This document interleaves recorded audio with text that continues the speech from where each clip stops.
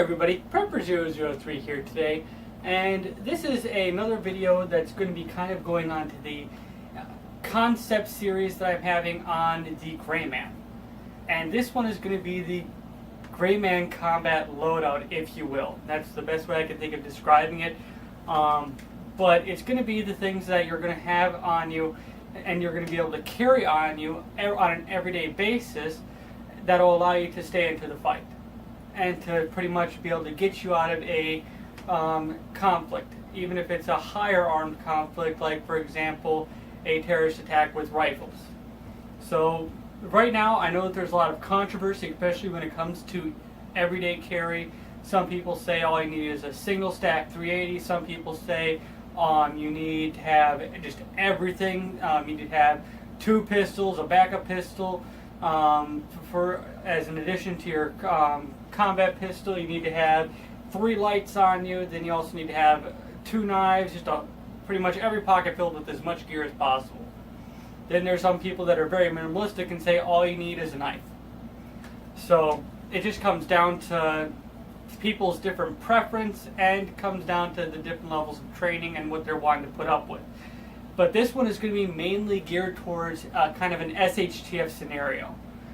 Now, if an SHTF scenario that involves a heavy conflict does happen, you still want to try to maintain that Greyman aspect of it, and you don't want to be walking around like Bob here in full kit, then you have to kind of evaluate on what you're going to be able to do. Now, and then it comes down to, like I mentioned in my previous video that I uploaded into the practical versus tactical of the Greyman theory, but right now it's pretty much the stuff you're going to be able to easily carry on you every day. Now, sometimes you might be able to upscale that, like I'm going to show you right now. Now, one of the things that you are going to have to worry about is you're going to have to change up your dress a little bit. Like right here, if I want to have it as upscaled to be able to integrate a rifle into my loadout, I'm going to maybe need to wear an overshirt. So that just comes into the aspect. And you have to also realize you don't want to walk around, as I mentioned earlier, with a whole bunch of different logos, firearms logos and everything on you. You don't want to have to deal with a whole bunch of stickers.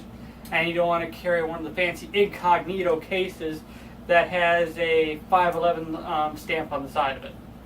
Just some of the things you might want to think of. Like, for example, as I have right here, something that's nice, easy, and simple is a tennis case. I've seen some people use violin cases and other things. I prefer to go with a tennis racket case just because who's going to steal a tennis racket from you? Just being quite honest. I don't know any gangbang or anything that's trying to look at stealing tennis rackets. So now that comes down to also what you're going to have on you. Now I'm going to take off my little overshirt here and just give you a good example of what I have. I have my everyday carry Glock 17, 2 supplementary pistol mags for my Glock, 1, and why I carry 2, I know a lot of people generally carry 1.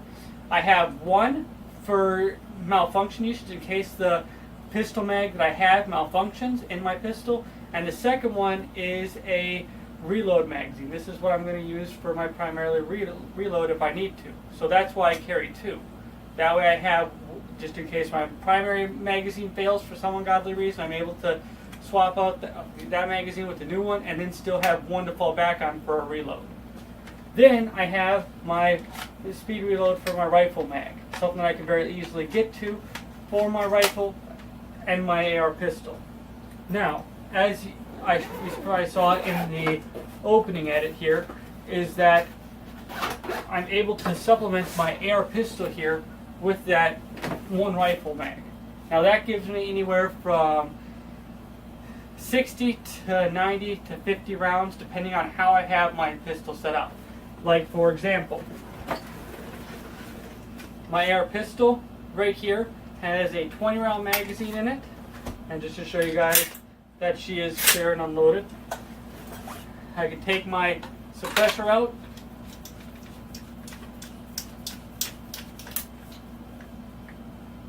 quickly thread it on there, and now it's good to go for running suppressed. And if need to, I have a spare magazine in here that I can toss into my AR pistol. So now maybe if I need to just shove one of the extra mags in my back pocket, Now I have 90 rounds that I'm able to go to. Sure, I might not be able to get to that one extra magazine in my back pocket as quickly as I will with my speed reload here, but that does give me the extra options. So that's just one thing that I like to be able to do and be able to have on me inside of my vehicle, or if, say, something happens, I'm able to easily carry this with me without being so overtly known to where people are kind of thinking, okay, he has a Molly backpack, he has a whole bunch of stuff attached to the side of it. I can see magazine pouches on it with the magazine easily be able to be seen on the attached to the side of his bag. That's what it kind of gets to with the low profile of the Greyman. Now, as I mentioned before, in my other videos, there is a very limited amount of firepower and capability you are going to have to deal with the Greyman combat loadout. I only have 2-3 magazines, if that, for my loadout. So I have to realize that that's what I'm stuck with. I'm going to have to make every round that I fire count to make sure it hits the mark. So unlike something like this right here, where I have a lot of magazines, or I can get a different amounts of loadouts to the point where I can carry a full-size rifle or a full-size battle rifle, and I can engage at farther distances. I have more capabilities, and I'm able to be a little bit more mobile, but also be able to be a little bit more maneuverable with what my capabilities are. So I'm going to be a little bit more capable and be able to be a little bit more movable depending on what things are with a more extensive loadout. And what I mean by having an extensive loadout is that you have more magazines, you have more stuff on you, and that increases your capabilities rather than you having a smaller amount of capabilities. And I know some people don't even want to have a everyday carry thing like this right here. They just want to maybe stick with a pistol. Or maybe they don't even want to go for that. Just realize that you're dealing with a limited or a capped amount of firepower that you have on you, and you have to realize what your capabilities are with that loadout. So then it comes on to what, with that limited capability and with that limited firepower that you're dealing with, you now have to move that into a avoidance of conflict. You want to try to avoid conflict at all possible if you can.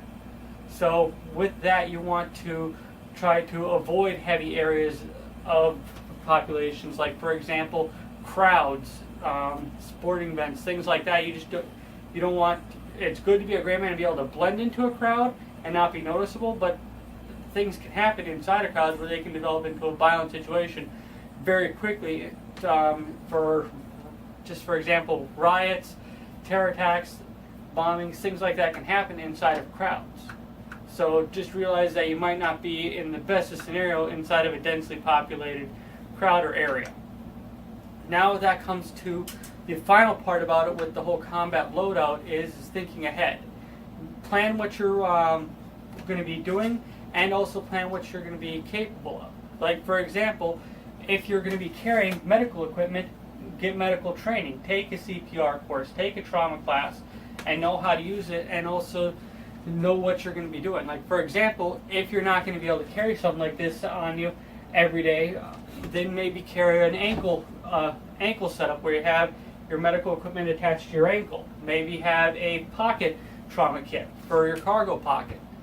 And maybe you're not able to carry a magazine like this right here for your rifle. Maybe you don't even want to integrate a rifle into it because you want to try to cut down your profile even further. I prefer to give myself a little bit more options by integrating a compact pistol like this right here with me for a given type of scenarios. Just because, and this does allow me, in case something does happen, I can still hunt with this as well. And still keep my profile a little bit more into the quiet end by not integrating a muzzle brake or anything like that, but allowing me to use my suppressor. So just kind of think ahead, plan ahead, and know what you want to do with your loadout. As you see here, this is how I have my Greyman combat loadout, if you will. It's very low key. It's not anything to where you're seeing me run around with a chest rig or a plate carrier or anything like that. I know that there are a lot of drawbacks, especially when it comes to the capabilities aspect and being able to do a lot of different things with this loadout. I'm very limited, but I also am giving myself an edge by integrating some other things into it like a spare rifle magazine that I'm able to quickly and easily draw from and know where it is, and then slide it back into it. Like, just for example, a tack reader, where I can still get that mag back in there and still be back up into the fight.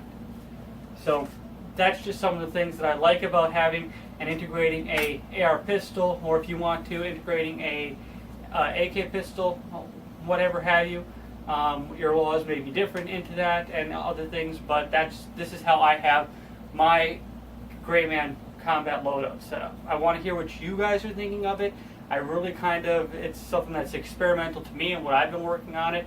I've worn this setup right here for 48 hours, just doing stuff around the property. Working at a gun shop, they really didn't have a problem with me integrating this right here onto me, as long as I was wearing my overcoat and everything. And right here, the nice thing about this is it's very low key. It doesn't really stand out too much. So that's just why I liked it. It worked very well. I was able to sit and drive in a vehicle without any problems. So I want to hear what you guys think and what you guys consider to be a combat loadout for a Greyman in an SHTF scenario. So thank you. I really appreciate you guys watching. Have a great day.